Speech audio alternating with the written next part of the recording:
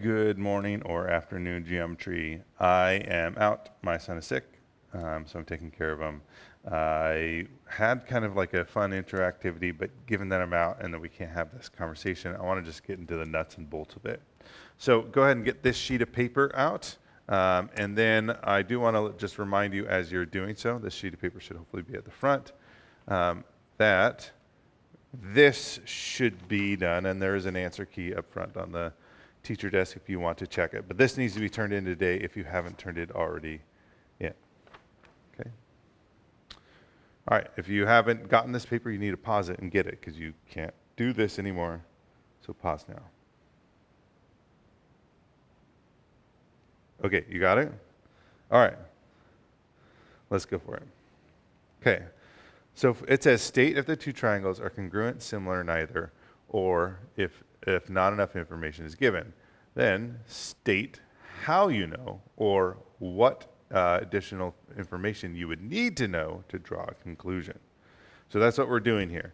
But before we do that, we need to know what are some of the rules that we can use or be reminded of some of the rules. Some rules are previous, like parallel lines and congruent marks and all that sort of stuff. But here's some stuff that maybe we haven't explicitly said, and so this is your notes. This section right here on the left-hand side is your notes. Okay, here we go. So first, let's talk about two special kinds of triangles. This is called an isosceles triangle, where two sides are congruent. 1, 2. Okay.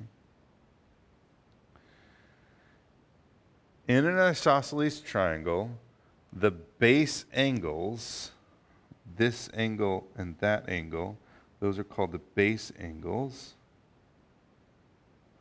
They are congruent. So even if it doesn't tell you that, if it just shows you marks that shows that the sides are congruent, you know that those base angles are congruent. And vice versa. If there's a triangle where the two base angles are congruent, then you know that the two sides are congruent. Okay. This triangle right here is called an equilateral triangle.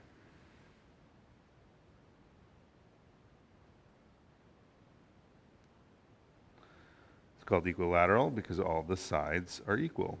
Equa for equal, lateral for side. Okay.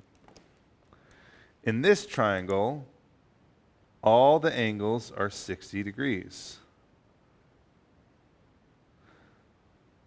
They have to add up to 180. There's 3 of them, and they're all the same. So all the angles add up to 60 degrees. So if you see all the sides being equal, then all the angles are 60 degrees. But also vice versa. If all the angles are 60 degrees, all the sides are equal. Okay? And all equilateral, that means all equilateral triangles are similar, blown up versions of any other equilateral triangle. So if you have one equilateral triangle and another equilateral triangle, they will be similar. They could be congruent if the sides are the same length, but they will at least be similar. Okay, so those are just some special triangles and properties to keep an eye out for. Now let's talk about what are the stipulations, what are the concrete rules in geometry for when you can say something's congruent or whether you can say it's similar. So we're going to start with congruency. So that's this left-hand column. So I've given you some examples. So first of all, in these examples, I haven't necessarily drawn in all of the information. Okay? Some of it you have to decipher for yourself. Okay. All right, this first one, if you look at the whole triangle, the whole big triangle, it is an isosceles triangle. If you ignore that middle line, this is an isosceles triangle, which means that this angle here is congruent to that angle. Okay, and then this now becomes an example of what's called angle-side-angle congruency. This is congruent, angle-side-angle congruency. This is one of the rules that if you have angle-side-angle, you know for 100% certain that those two triangles are congruent. If that information is present, if you have a congruent angle, a side, and then a congruent angle, like in that order, you will always have two congruent triangles. Okay. You don't need any other information. That is a for sure thing. In the last lesson, we just listed what we saw, but we weren't certain. What I'm telling you now is if you see this, now you're certain. This is one of the rules of geometry. Okay, let's take a look at the next one. So this one has two congruent sides and two congruent angles, but it actually has another set of congruent angles in the middle, because when you have crisscrossing lines, the angles crossing each other are called the vertical angles, and they're congruent. So again, just because the picture doesn't draw it in doesn't mean it's not there. Okay, so you have to look at the properties. So here we go. Now I have an angle. So this angle is congruent to that, this angle is congruent to that, and this side's congruent to that. But in order, it's AAS or SAA. Either order would be written correctly, but in geometry, the rules that we have sort of established, we write it in this format every time, AAS. And this is angle-angle congruency. Okay. All right, we got a lot more notes to take, because as you see, there's a lot of examples. There are 9 total examples here. Okay, and it will feel a little bit like a lot, except for the similarity examples will be very similar to the congruency ones. Okay, here we go. This one says that these two sides are congruent, and it also says that they're parallel. Because they're parallel, this angle is congruent to this angle. And you can see that if I extend these lines further. Okay. Because then it would mean that this is congruent and this is congruent, and now I can see that this section, this intersection here, ignoring that line that's coming right there, and that intersection are now matching. And so that's what happens when you have parallel lines. Well, in this case, I have a congruent side, that's congruent to that, and then I have a congruent angle, and then they share this side in between. Since they share the side, that means that they're congruent on that side. So I have side, angle, side. And this is another one of our geometry rules. Side, angle, side, congruency.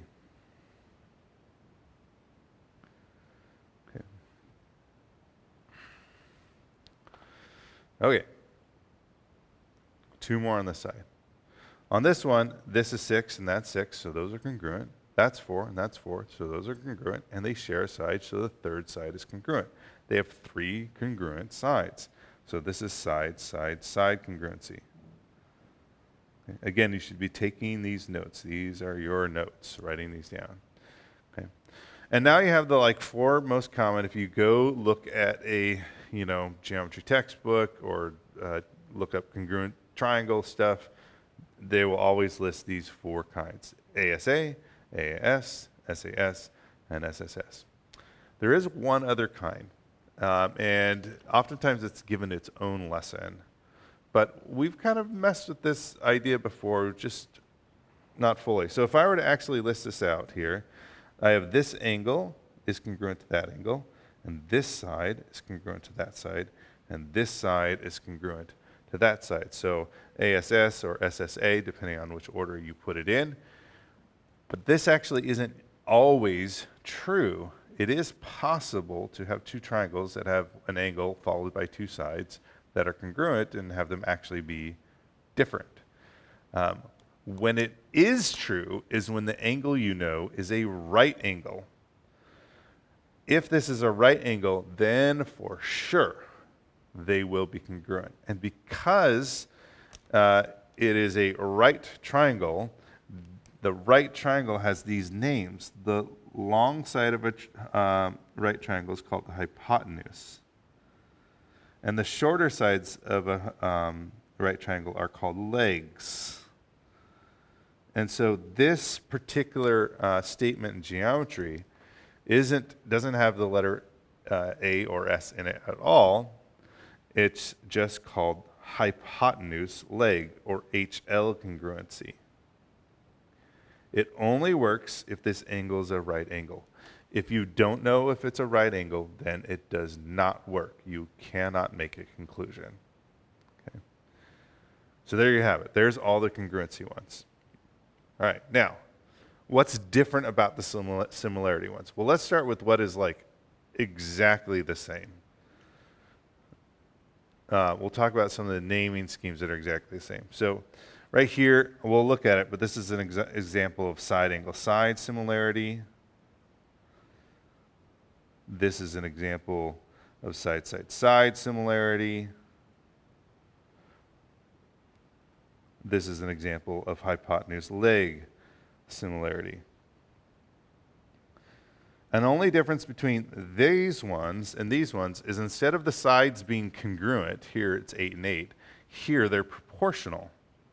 So this length is 4 and that length is double that. This length is 5 and that length is double that. So the sides are proportional. So anytime you see an S here, or for side, it means they're proportional. And H and L stands for hypotenuse leg. Those are sides, so the hypotenuse and the leg are proportional. You can see 7 to 14, that's double. 4 to 8 here on the bottom, that's double. They're in proportion.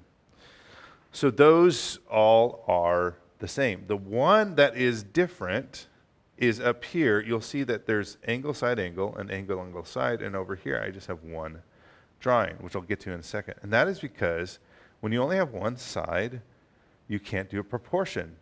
So it's irrelevant. There's no proportion to even check. But if you have two angles, then in a triangle, you know that the third angle must be the same as well. They all have to add up to 180. So if I know any two, I know the third one.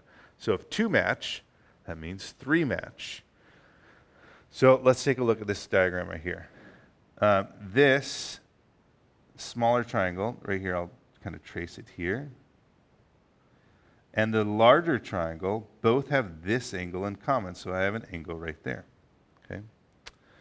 And since these lines are parallel, I also have an angle up here, and I also have one down here, although I'm not going to mark it because you actually don't need 3, because when you know 2, you're guaranteed the third to also be congruent. In this one, you don't write A, you just write A similarity. And that's why it can take care of both of these together, because if you remove the side on both of these, they're the same statement. And so in this one, it doesn't matter what the side lengths are. If you have 2 congruent angles, then you will have a third one, and they are similar. Okay, so this is our statements. And here is where our sort of like list of possible answers lie. When it asks the question over here, it's going to ask you whether it's congruent or similar. That's what this is, congruent or similar. And why? And that's what this other thing, the AA, ASA, SSS, what is the reason why you know? And so this is like literally like the list of answers. And the only other answer that you could write potentially, and I'm not even sure if they show up, but they could, is if they totally break the rules, so they're neither, it contradicts the rules. So for example, if I'm over here and I have 2 angles that are congruent to each other, but the side is not, then they're not congruent, the corresponding side. So that would be a neither. Or there might be a situation where it doesn't break any of the rules, but it doesn't fully satisfy them, so it's not enough information. And in that case, I want you to give me an example of what kind of information would help you get there. And in that case, there's not like a single answer. There's oftentimes multiple answers that could get you there. So let's go ahead and get after it. Okay. First, let's do these set of triangles. It says that is parallel to that, which means that this angle is congruent to that angle, and this angle is congruent to that angle. Okay, you see parallel lines? We can kind of extend that, but it does mean that these angles here, following down that line, are going to be congruent. But because these are vertical angles, I also know that that's congruent. Like all those angles are congruent, but I know nothing about the sides. Since I know nothing about the sides, this definitely follows a similarity pattern because of at least 2 angles. Even though I have 3 angles here, I'm still going to write AA because that's the geometric statement. Okay, it's AA similarity. Okay, if I look at this one here, these 2 angles are perpendicular, and then these 2 sides are congruent, and then they share this side here. So they have an angle and then a side, and then they share this side. Well, that's angle, side, side, but I can only do that if that angle is at a right angle, and it is. And since it is a right angle, I will write HL congruency. So I've stated that it's congruent, and I've stated why. That's what you're doing on all these problems. Okay? I'm going to do one more here as an example. Okay? Let's do this one. Okay, so I have 3 sides here. We've done this before. I need to check to see if all those sides are in proportion.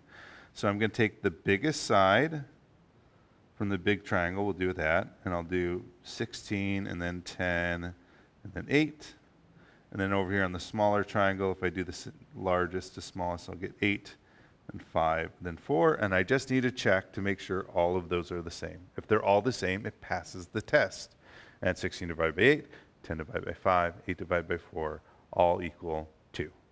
So this passes the test. It's 3 sides in proportion, so it's called side, side, side similarity. Okay. What I'd like you to do right now is pause the video, try these last 3 triangles, and then resume the video to just walk through the process and make sure you did it correctly. Please pause the video now.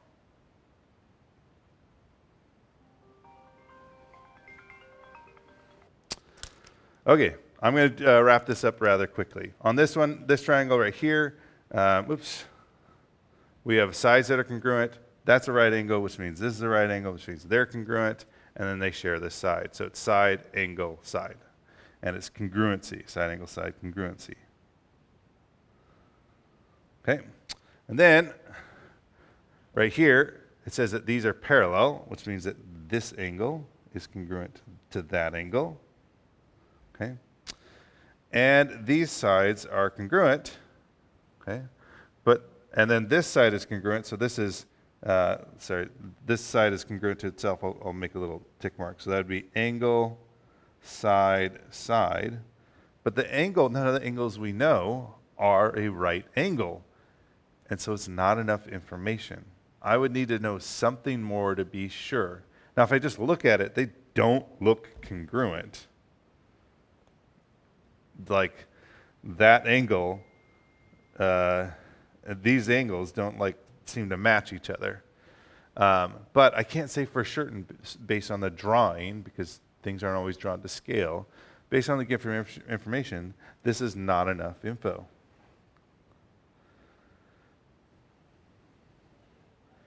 And what I might need to know is something like, and I'll give you an example. If I was told that angle U and angle V were congruent, then I would have enough, because now I'm at angle side. Okay? Or if I was told that the measure it almost feels impossible, but if I was told that the measure of angle T was 90 degrees, this would be another example. Because then, okay, now I've got hypotenuse leg because it's 90 degrees. So if it's not enough info, what's one piece of info that would get you over the hump? That's the question. Okay? All right. Last one.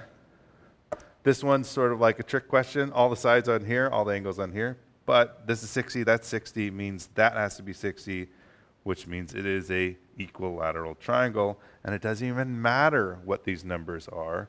It will be similar, because it's just a blown up version of another equilateral triangle. And so in this case, it is similar, and you can use 2 answers. You can say, hey, this is equilateral, so these are all 60. And so then that would be by angle similarity. Or you could say, hey, it's equilateral, all the sides are proportional, and that's side similarity. Either one works. Okay? Once you're ready to rock, flip this over, and there's today's assignment.